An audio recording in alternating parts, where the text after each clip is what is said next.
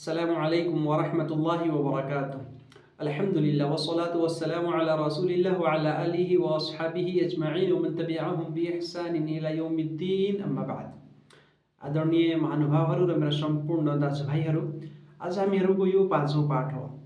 खरिद बिक्री व्यापारको सम्बन्धमा आज हामीहरूको यो पाँचौं पाठ हो र मैले यो कुरा बताइरहेको थिएँ कि कुन प्रकारको व्यापार चाहिँ हराम गरिएको छ, कुन प्रकारको चाहिँ लेनदेन सौदा बजार व्यापार व्यवसाय चाहिँ अवैध र निषेध गरिएको छ। त्यसमध्ये 8वटा कुरा मैले आफ्नो 14औं पाठमा बढाइदिएँ। आज चाहिँ 8वटा जुन बाँकी छ त्यो इन्शाअल्लाह हामी यस पाठमा बुझ्नेछौँ। कुन प्रकारको चाहिँ लेनदेन चाहिँ जायज हुँदैन, तिजारत अर्थात् व्यापार चाहिँ जायज छैन। यसमा 9 नम्बरमा यो छ मेरो भाइहरू, बैउद दैनी बिद्दैन अर्थात् ऋणलाई ऋणको सट्टामा बेच्नु। कर्जा लिएर फेरि चाहिँ त्यसलाई कर्जैको सट्टामा त्यसलाई बेचिदिनु, यो चाहिँ सही हुँदैन। किनभने अब किन्नेको अवधि पनि थाहा छैन, त्यो पैसा कहिले प्राप्त हुन्छ, फेरि कसलाई दिइरहेको छ त्यो पनि थाहा भइरहेको छैन भने इस्लामले यस खालको खरिद बिक्रीलाई चाहिँ रोकेको छ, यसमाथि प्रतिबन्ध लगाएको छ, रोक लगाएको छ, यसबाट चाहिँ मनाही गरेको छ। यसको उदाहरण यो हो जस्तो कि कुनै व्यक्तिसित केही किन्यो, चामल 100 किलो 1 क्विन्टल 50 जति पनि त्यो चावल कसैसित किन्यो उधार, हैन, त्यसले पैसा दिएको छैन, अनि फेरि चाहिँ त्यसले अर्कैसित बेचिरहेको छ, त्यसलाई पनि कर्जैको सट्टामा उधारको सट्टामा अर्कोलाई बेचिरहेको छ भने अब त्यो कहिले त्यसलाई फर्काउँछ, फेरि यो चाहिँ कहिले चाहिँ जुन व्यक्तिसित किनेको छ त्यसलाई फर्काउँछ भने यसमा धेरै चाहिँ प्रब्लम छ, समस्या छ। त्यसैले यसबाट रसुल सल्लल्लाहु अलैहि वसल्लमले मनाही गर्नुभएको छ। यसमा अरु एउटा कुरा यो छ जस्तो कि कुनै जनावर छ, अब कुनै व्यक्तिमाथि यो थियो कि तपाईले एउटा जनावर दिनेछ, एउटा बाख्रा दिनेछ, तर त्यो असमर्थ भयो, बाख्रा दिन सकेन। अब के भयो कि फेरि चाहिँ त्यसलाई अरु तपाईले पैसा दिनु अनि फेरि भन्नु कि यो बाख्रा तैँले मलाई दिनै पर्छ अनि यो अरु मेरो चाहिँ पैसा बढी भइरहेको छ यसले पनि दिनुपर्छ। यसमा धेरै समस्या उत्पन्न हुन्छ। त्यसैले यसबाट रसुल सल्लल्लाहु अलैहि वसल्लमले भनाइ गर्नुभएको छ, अर्थात् दैनलाई दैनको सट्टामा खरिद बिक्री गर्नु यो जायज छैन। ऋणलाई ऋणको सट्टामा, कर्जालाई कर्जैको सट्टामा खरिद बिक्री गर्नु, व्यापार गर्नु यो चाहिँ सही छैन। एकचोटि मात्र कर्जा वा ऋण लगाउनु अनि ऋणमाथि ऋण, फेरि त्यसले ऋणमा किन्नु, ऋणमै बेच्नु, त्यसलाई कर्जैमा लिनु, कसैसित चाहिँ उधार लिनु, फेरि त्यसले उधारमै बेचिदिनु, फेरि त्यसले अरु कसैलाई उधारमै बेच्छ भने यो कुरा सही छैन। यसबाट रसुल सल्लल्लाहु अलैहि वसल्लमले मनाही गर्नुभएको छ। हदिसमा आएको छ कि नहा रसुलुल्लाह सल्लल्लाहु अलैहि वसल्लम बैइल काली बिल काली अर्थात् यो ऋणको सट्टामा बेच्नु र खरिदिनु यो सही छैन। 10औं नम्बरमा मेरो भाइहरू यो छ बैउल ईना। बैउल ईना कसले भनिन्छ कि कुनै पनि कुरा तपाईले बेच्नु, हैन, अनि यो भन्नु कि यदि यो तपाईले नगद लिनुहुन्छ भने यसको मूल्य यति हुन्छ र उधार लिनुहुन्छ भने यसको मूल्य यति हुन्छ। अर्थात् कुनै व्यक्तिले एउटा मोबाइल चाहिँ बेच्यो कसैसित 10,000 रुपैयाँमा, नगद चाहिँ कतिमा 10,000 मा, अनि उधारमा चाहिँ त्यसलाई 2,000 बढी बताएर 12,000 मा बेचिरहेको छ, यो सही छैन। यसबाट रसुल सल्लल्लाहु अलैहि वसल्लमले मनाही गर्नुभएको छ।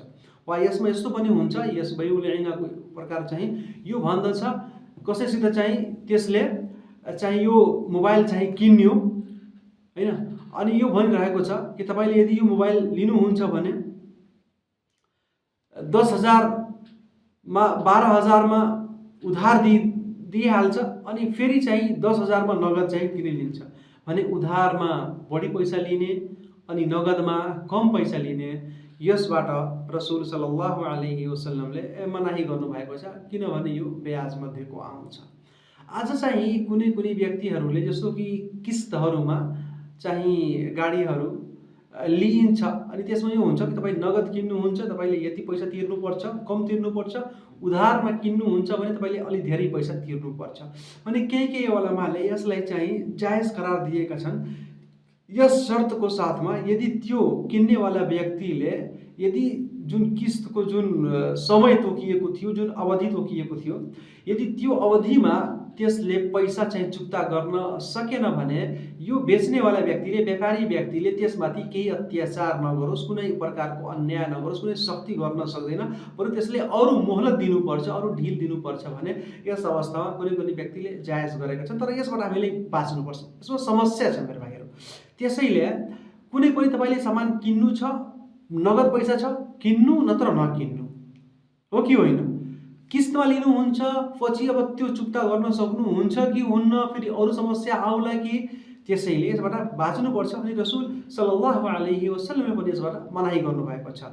सही हदिसमा छ, रसुल सल्लल्लाहु अलैहि वसल्लमले भन्नुभयो, इदा वन्न रजुलु बिद्दिनारी वद्दिरहमी वतबायउ बिलईना, अर्थात् जब मनुष्यहरू चाहिँ कन्जुस भइहाल्छन् दिनार र दिरहमको चाहिँ कुराहरूमा, दिरहम र दिनारको बारेमा, अनि तिनीहरू चाहिँ इना गर्न थाल्छन्। इना यही हो कि कुनै व्यक्ति चाहिँ त्यससँग त्यति भरपुर पैसा छैन, व्यापारी व्यक्तिले अत्याचार गर्दै भन्छ नगद किन्नुहुन्छ यतिमा दिन्छु, उधार लिनुहुन्छ यतिमा दिन्छु, यस्तो हुन्छ। व्यापारी व्यक्तिहरूलाई अलि चाहिँ राम्रो कुरा गर्नुपर्छ, तिनीहरूले चाहिँ अलि चाहिँ सरलता उत्पन्न गर्नुपर्छ, आफ्नो चाहिँ भाइहरूमाथि कठोरता गर्नु हुँदैन।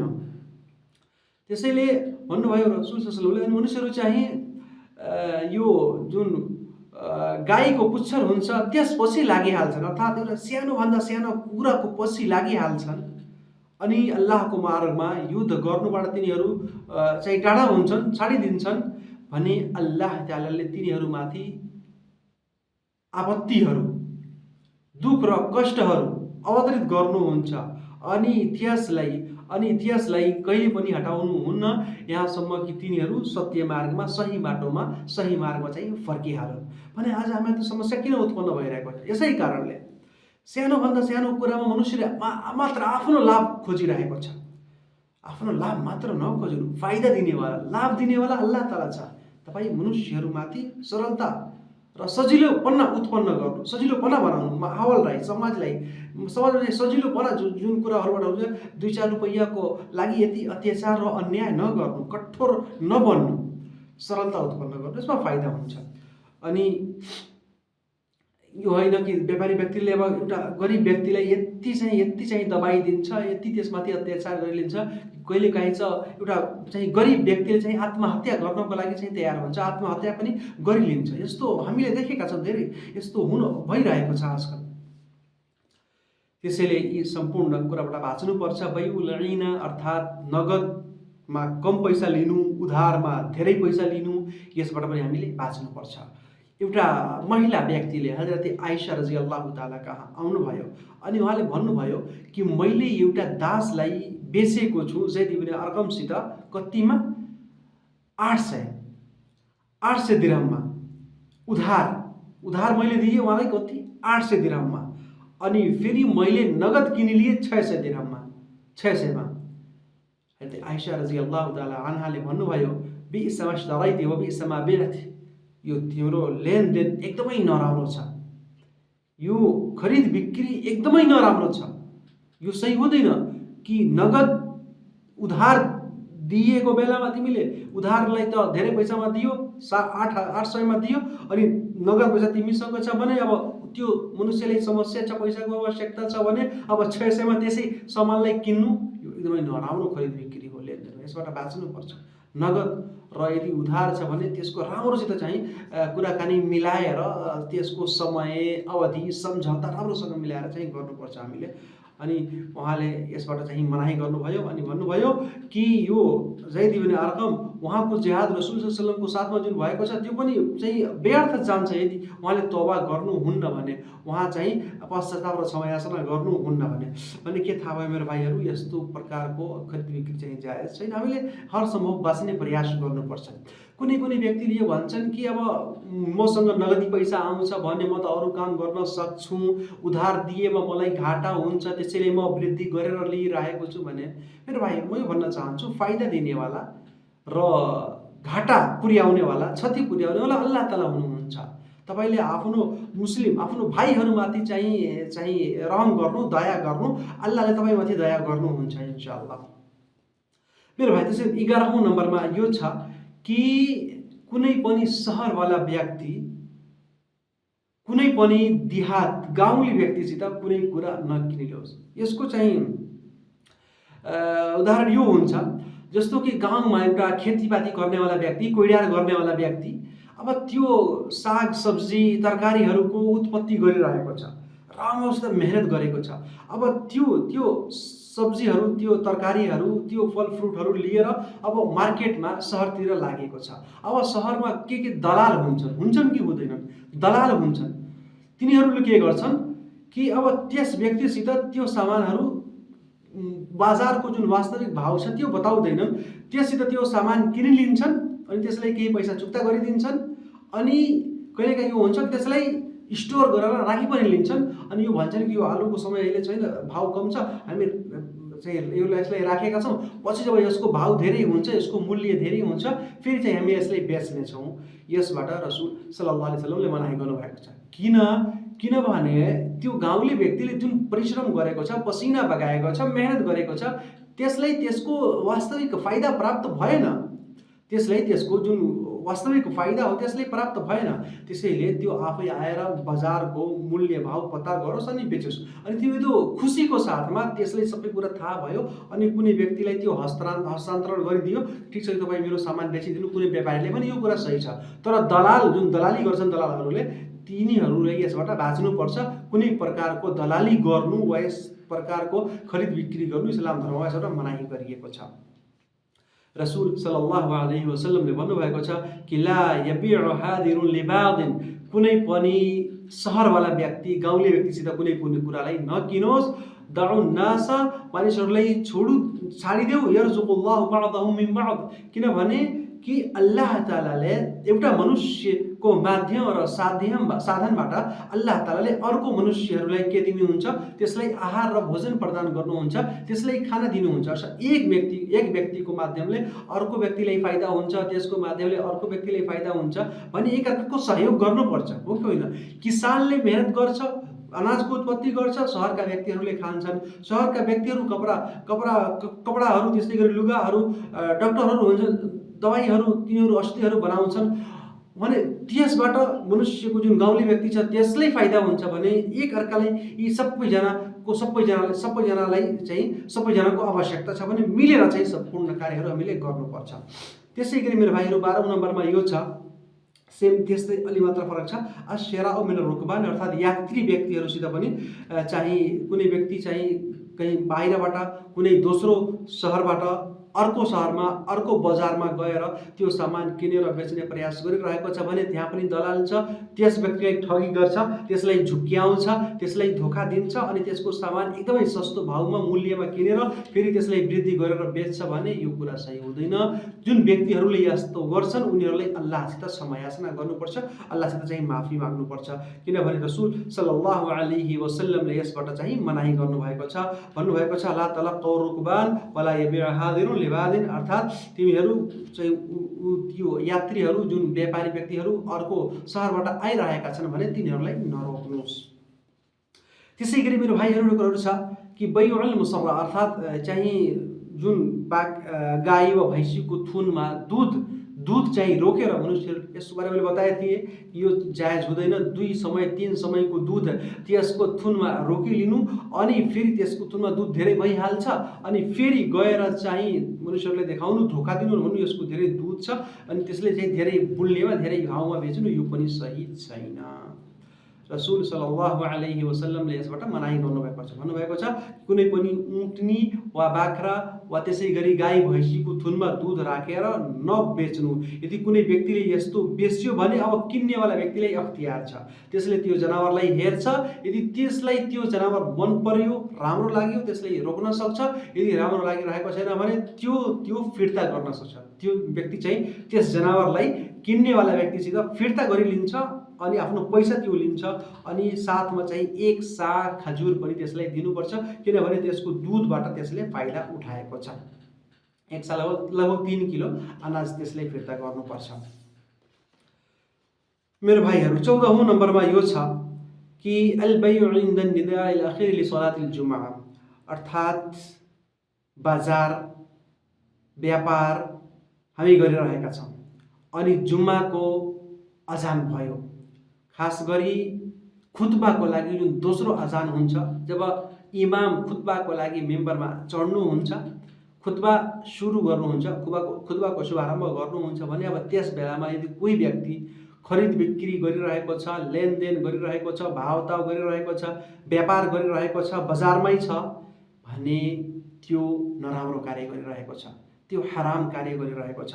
किनभने अल्लाह तालाले यसबाट मनाही गर्नुभएको छ। अल्लाह तालाले भन्नुभएको छ या अय्युहल्लज़ीना आमनु इज़ा नूदिया लिस्सलाति मिन यौमिल जुमुअह फसअउ इला ज़िक्रिल्लाहि वदरुल बैअ, अर्थात् हे ईमानवालाहरू हो, जब जुमाको लागि पुकारियोस्, अजान दियोस् भने तिमीहरू अब जुमाको लागि हिँड, जुमातर्फ लाग, फसअउ इला ज़िक्रिल्लाह, अल्लाहको जिक्रतर्फ चाहिँ हतार गर, चाँडै गर, छिट्टो जाऊ, अनि वदरुल बैअ, खरिद बिक्रीलाई छोडिदेऊ, लेनदेनको कुरालाई त्यही छाडिदेऊ भने त्यस बेलामा पनि खरिद बिक्री गर्नु यो जायज छैन। त्यसै गरी मेरो भाइहरू समय धेरै भयो, 15औं नम्बरमा छ बैउल मुजाबना वल मुहाकला।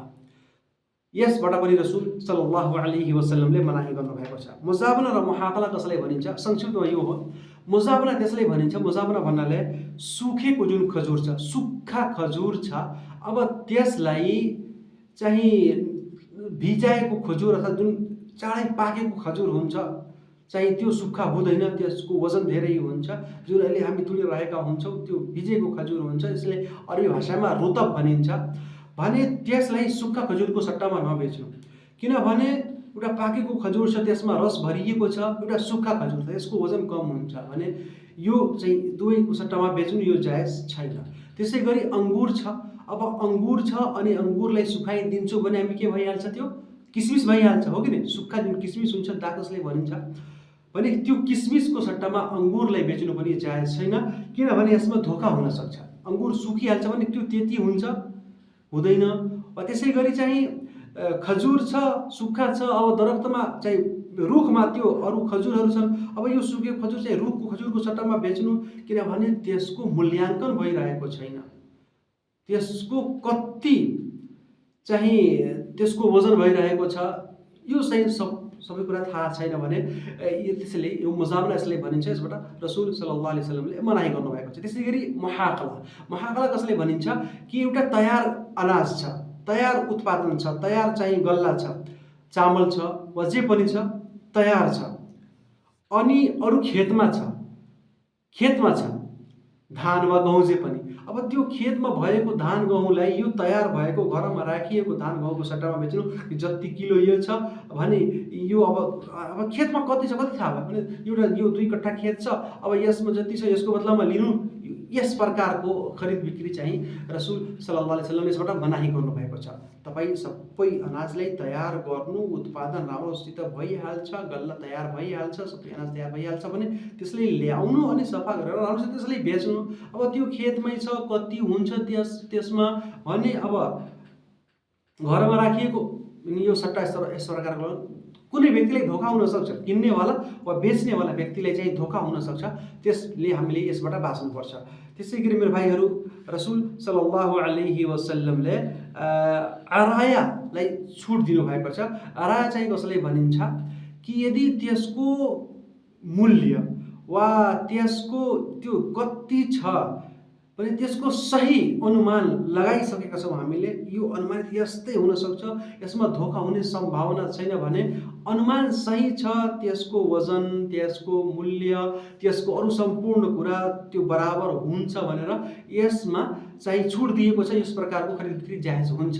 तर यदि त्यसको अनुमानित कुरा थाहा छैन, अनुमान थाहा छैन, खेतमा कति छ, जुन घरमा राखिएको छ त्यो त्यसको बराबर हुन सक्छ कि सक्दैन भने यस प्रकारको मात्र चाहिँ त्यसै प्रकार चाहिँ यो गर्नु अनि यो सही छैन। राम्रो अनुमान नभएको कारण चाहिँ यस्तो कुनै पनि प्रकारको खरिद बिक्री गर्नु यो जायज हुँदैन। रसूल सल्लल्लाहु अलैहि वसल्लमले यसबाट मनाही गर्नुभएको छ। हजरत अब्दुल्लाह बिन उमर रदियल्लाहु अन्हुमाले भन्नुहुन्छ, नहा रसूलुल्लाह सल्लल्लाहु अलैहि वसल्लम अनिल मुजाबनति वल मुहाखला। त्यसै गरी मेरो भाइहरू अन्तिममा 16औं नम्बरमा यो छ बैउथनिया, अर्थात् कुनै कुरालाई बेच्नु अनि त्यसमा कुनै कुरालाई छुट्टा गरिदिनु। तपाईसित बगैँचा छ, बगैँचामा 100वटा रुख छन्, तपाईले त्यो बगैँचा बेच्नु अनि यो भन्नु कि यसमा भएको 2वटा रुख मेरो हुन्छ। यस प्रकारको खरिद बिक्री जायज हुँदैन। यदि तपाईले तोक्नु भयो कि यो र यो रुख, यो 2वटा रुख, त्यसको नाम लिनुभयो, त्यसलाई चाहिँ त्यसको छनौट गरिदिनु भयो भने त्यो सही हुन्छ। तर यस्तो गर्नु यसमा कुनै 2वटा रुख मेरो हुन्छ भने त्यो धोका हुन सक्छ, पछि चाहिँ झगडा लडाईको कारण हुन सक्छ। पछि त्यसमा फल आउँछ, जुन रुखमा राम्रो फल आयो, अब बेच्नेवाला व्यक्तिले भन्छ कि यो मेरो, यो 2वटा पेड चाहिँ, यो 2वटा रुख चाहिँ मेरो भन्ने, अब किन्नेवाला व्यक्ति चाहिँ धोकामा पर्छ, झगडा। यदि कुरा चाहिँ स्पष्ट भयो कि यो यति रुख मेरो हुन्छ, यो मलाई यसलाई चाहियो भने त्यो सही हुन्छ। तर त्यस्तै चाहिँ राम्रोसित छनौट नगरिकन त्यस्तै कुनै कुरालाई छुट्याउनु अनि कुनै कुरा बेचिदिनु अनि त्यसमा चाहिँ इबहाम यसलाई भनिन्छ भने त्यसमा सन्देह छ, शंका छ, कुनै कुरा प्रष्ट छैन भने यस प्रकारको खरिद बिक्री चाहिँ जायज हुँदैन। रसूल सल्लल्लाहु अलैहि वसल्लमले यसबाट मनाही गर्नुभएको छ। जस्तो कि हदिसमा छ, नहा रसूलुल्लाह सल्लल्लाहु अलैहि वसल्लम अनिल मुहाकलति वल मुजाबनति वथुनिया इल्ला अन तअलम, जबकि तपाईलाई थाहा छ भने जुन बेच्नेवाला वस्तुलाई तपाईले छुट्टा गर्नु भएको छ, अलग गर्नु भएको छ, त्यसले त्यो प्रमाणित छ, त्यो एकदमै सफा छ, त्यसमा कुनै सन्देह, शंका, उपशंका छैन भने त्यो कुरा जायज हुन्छ। र यदि चाहिँ त्यसमा चाहिँ केही मतभेद छ वा त्यसमा केही सन्देह छ भने त्यस प्रकारको कुनै कुरा जायज हुँदैन।